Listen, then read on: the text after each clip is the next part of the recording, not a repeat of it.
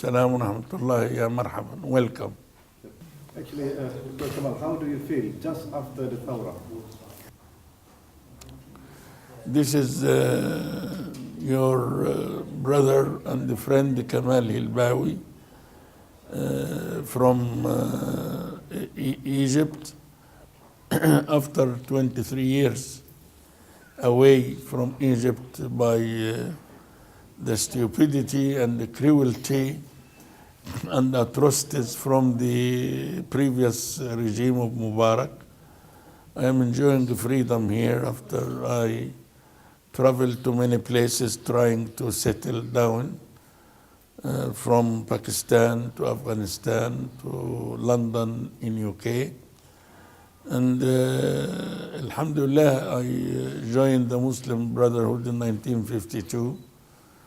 And I hope that Egypt will start to flourish again and participate in shaping and reshaping the future in the area and globally.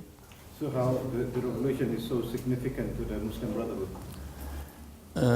It's very, very significant revolution to the Muslim Brotherhood in specific and to the whole Egyptian people, since this is the first time that the Muslim Brotherhood enjoy a political party of their own, and also many others. Al-Wasat party has been established 1 week after the revolution, and it was struggling almost more than 15 years to get license, but I couldn't.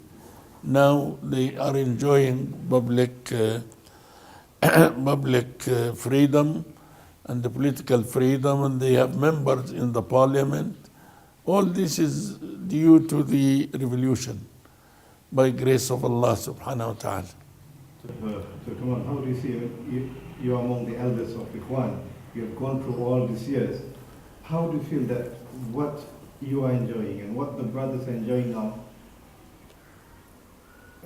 what's the meaning of it throughout this long Yes, life? I am from the Ikhwan, and I'm still from the Ikhwan, but I'm not from the leadership now. I concentrated on culture, on intellectual matters, and I try to guide the younger generations to the proper understanding of Muslim Brotherhood and their literature. And what is going on is very significant to us. It gives me many messages. Don't feel any despair in your life. Second message is that if you break the barrier of fear with the people, they will join you in facing your fights and battles against dictatorship, against injustice, against any corruption, and you will be able to reach your aims quickly. I do advise the Muslim Brotherhood anywhere, and the Islamic movement in general, and the political parties, not to detach themselves from the people anywhere, but to join and be in their service all the time. How do you see the future of Egypt after the revolution, and what role can the Brotherhood play? I think the future of Egypt should depend on many factors, and the Muslim Brotherhood will help in shaping the future and providing the society with many new ideas and values as well that have been lacking for many, many years. But this also depends on the performance of the Muslim Brotherhood and their participation with other powers in the society, although they may differ in religion or differ in orientation, but the interest of the country is very significant and should be taken into consideration. I hope one day we will be able to reach with the country to a level of advancement and in technology, in science, in administration, in bringing forth the values of equality, of liberty and the freedom and justice, and to put it effectively in the. I hope one day the Muslim Brotherhood can help in providing through power the lacking facilities of the country to many people and get a job for any person, and even bring good social changes that boys and girls can marry at early age, and solve all the financial problems facing Egypt through production and not imports, and through real economic renaissance in Egypt, and not depending on the World Bank or other banks or America for loans. Okay, Dr. Kamal, we see with this kind of freedom that you're enjoying now, will it bring in new chapters between the relation of the Western world and the Islamists? I hope it should, because there is no need or justification for any enmity or hostility or hatred among people in general. And the Islamists should be able to deal with the West in a very good manner, and to have cooperation for the benefit of humanity and not the destruction. I am sure the West has many vacuum areas that we should fill, and also we need the advancement and the impact of the technological advances and scientific advances that has been achieved in the West.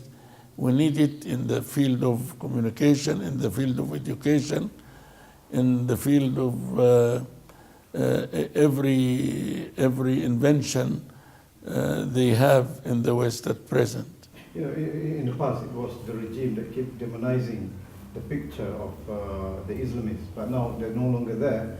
But do you think the Islamists themselves should change their perception to the West? They look at West as the enemy, as... No, not all the Islamists. No. We should not look at each other as enemies or hostile. Allah subhanahu wa ta'ala ordered us that creation is to know each other. يا أيها الناس إنا خلقناكم من ذكر وأنثى وجعلناكم شعوبا وقبائل لتعارفوا. And Allah subhanahu wa ta'ala says in the Qur'an, لا ينهاكم الله عن الذين لم يقاتلوكم في الدين ولم يخرجوكم من دياركم أن تبروهم وتقسطوا إليهم.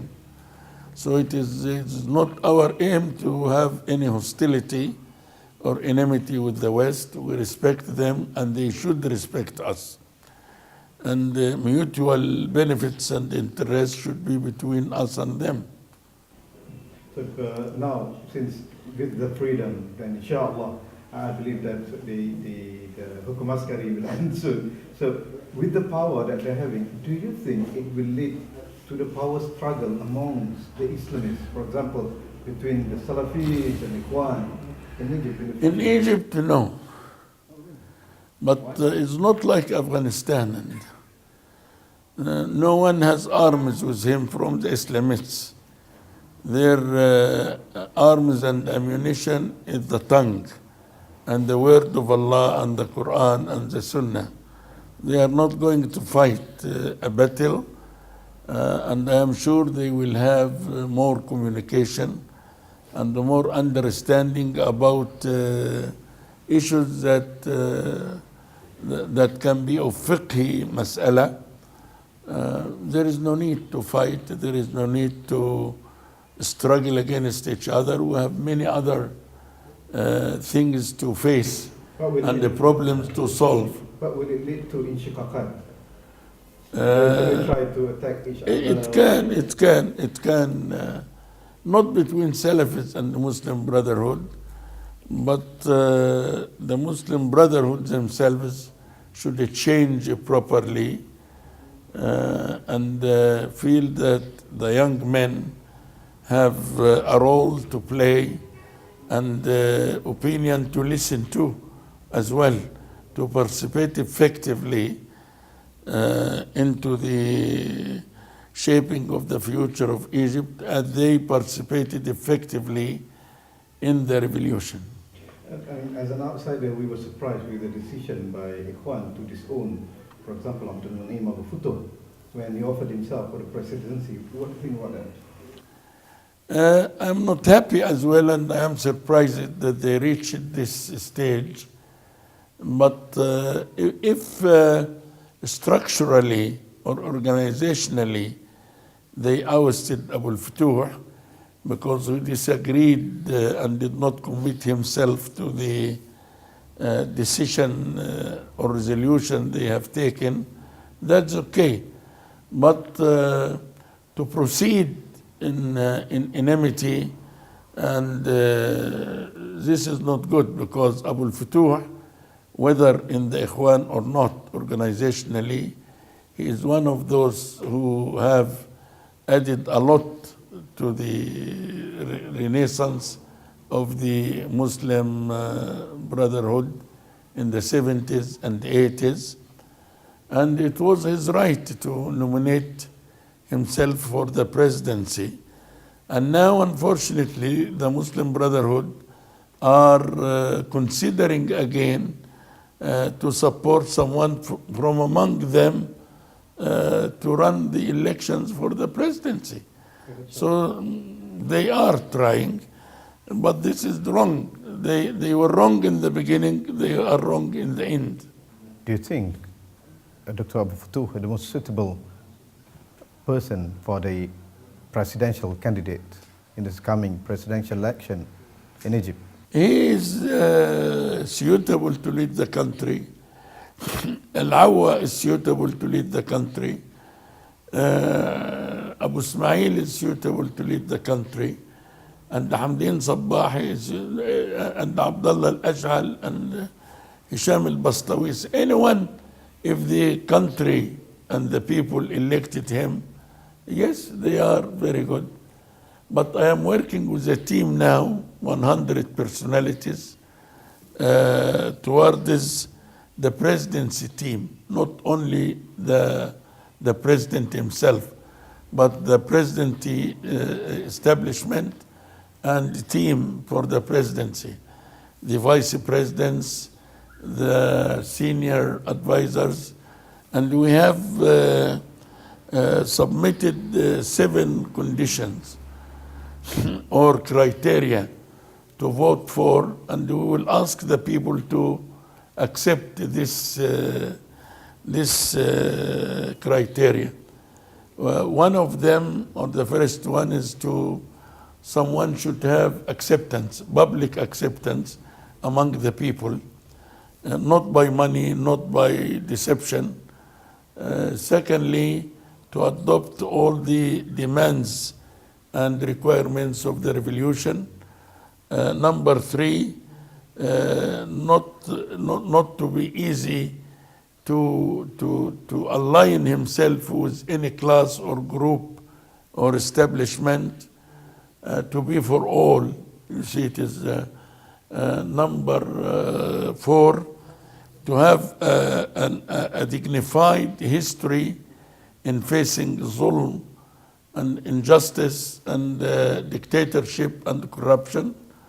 Number 5 is to protect the الثوابت الوطنية, national principles, and number 6, to accept amendment of his program to appeal to this committee or this group, 100 people. They may extend to be thousands. And number 7, to accept as well, to prove that he has administered his campaign and his life in an honorable way, in addition to honesty. And so we did some criteria. So it is not necessary to be somebody from the Islamist background? No, not necessarily the institution. We are working for a national institution, national president establishment. So who are amongst those, the famous name, apart from yourself, the 100? Dr. Samir Alish, Mr. Hamid Difrawi, Dr. Abdul Khalik Farouk, Dr. Ammar Ali Hassan, Dr. Saif Abdul Fattah, Dr. Ahmad Hassan Ahmad Al-Naggar, and Ammar Al-Shri'i, and Abdul Rahman Yusuf, and Nadia Mustafa. 100 people up there. So how do you look into this Lujnah Ta'sis Dastur? I'm not happy with their choice or selection, because they did not search for the well-informed and experienced people in the area. So they appointed 50 people from the parliament, not necessarily from the اختصاصيين or experts in this area, and other 50 from outside. Many of them are from the Islamic circle as well. And we can see a lot of big names are not there. Yes, like Hussam Isa, Sarwat Badawi, and many. So is this part of what we could perceive that? This is a strategic mistake, critical mistake. By the Islamists? Yes. Both Ikhwan and Salafi? Yes, yes. So how do you think, I mean, because you can see after the revolution, a lot of radical groups now begin to denounce violence and get into the political system, the political field. How do you take that? Now, after the revolution, you can see some radical group of Jamaat Islami. They change it. They have they reviewed again their opinions about many issues, and they are now more wasatiyin. So there is no problem in that. But there are some belonging to Salafi groups. They may have some extreme ideas, but working in the political area and in the parliament will reshape many of their opinions. So there is no fear out of that. Do you think any of those Islamists, they will call for the establishment of, for example, Jumhuriyah Islamiyah like Iran or Saudi Arabia? No, they will benefit from all experiences, whether Iran, Turkey, Malaysia, Indonesia, other experiences. They will benefit from that, but not necessarily remodeling Egypt according to any certain pattern. Don't you think that will create fear among some of those who have been living throughout the years with the culture of fear that has been promoted by the regime? No, the majority of Islamists in Egypt are very moderate and wasatis, so they will not. What do you think about the Ikhwan new party, the Freedom and Justice Party? It will start. It is a program, and if they have good relations with other people, I am sure they will add a lot to the political field and the politics in Egypt. But if they have some conflict with the army or other groups and did not specify the priorities of the country in a good way, they may face problems. Okay, so how do you think Malaysia, على مستوى دولة وعلى مستوى الأشخاص Malaysia. Can help Egypt in? Malaysia can play a very good role, not only Egypt, but in other areas. For example, in the field of finance, I think if we get some experience from Anwar Ibrahim, that will be good as well. In the field of politics, we can enjoy from PAS, because PAS has very long experience in the area of Islamic politics. We can benefit from the movement anywhere about their institutions. The freedom you enjoy in Malaysia is wonderful.